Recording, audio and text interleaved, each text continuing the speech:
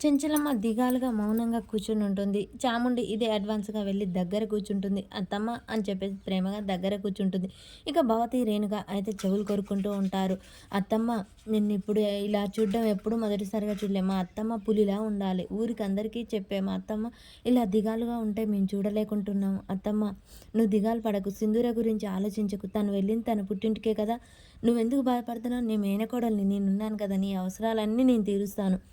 నీకేం కావాలో నేను తీస్తాను అనగానే, ఎవరి కూతురు అనుకుంటున్నావు? మన కూతురు బానే సోపేస్తుంది కదా! అని వీళ్ళిద్దరు మాట్లాడుకుంటూ ఉంటారు. ఇక ఎవరి కూతురు అనుకున్నావు? అని రేణుక మాట్లాడుతూ ఉంటుంది. ఇంకా చెంచలమ్ముండి సింధూర నా ఇంటికి కోడలుగా వచ్చిన నాకున్న కూతురే అక్కడికి వెళ్ళినట్టంత బాధగా ఉంది అనగానే, బాధపడకత్తమ్మ నీ అవసరాలన్నీ నేనున్నాను కదా! లే అత్తమ్మ లే భోజనం చేద్దువులే అని చెప్పేసి పిలుస్తూ ఉంటుంది. లేదమ్మా నాకు ఆకలిగా లేదు.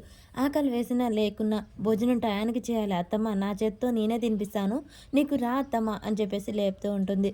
చాముండి నన్ను బలవంతం చేయకు నాకు తినాలనిపించట్లేదు. మీరందరూ వెళ్ళి తినండి వెళ్ళండి అని చెప్పేసి అందరిని అయితే పంపిస్తుంది. ఇక చంటి ఇలా ఉంటే అమ్మాయి గారు అక్కడ, అమ్మగారు ఇక్కడ ఉంటే వీళ్ళిద్దరూ బాధపడుతూనే ఉంటారు. అమ్మగారు సంతోషంగా ఉండాలంటే నేనే ఏదో ఒకటి చేయాలి అని చంటి ఆలోచిస్తూ ఉంటాడు. ఇక ధర్మయ్య సంతోషంగా కూతురొచ్చిన ఆనందంలో వంటలన్నీ చేసి సింధూరానైతే భోజనానికి పిలుస్తారు. "అమ్మ సింధూర కూర్చొని తిను. అక్కడ కడుపు నిండా తిన్నావో లేదో" అని వాళ్ళ అమ్మ అంటూ ఉంటుంది. "లేదమ్మా మా అత్తమ్మ చాలా బాగా చూసుకుంటుంది. నేను అలా ఎలా తినకుండా ఉంటాను. అయినా పరాయి దానిలో నాకు ఈ మర్యాదలేంటమ్మా" అని సింధూర అయితే అంటుంది. మరి సింధూరని శాశ్వతంగా పుట్టింట్లోనే ఉంచుతుందా చాముండి ప్లాన్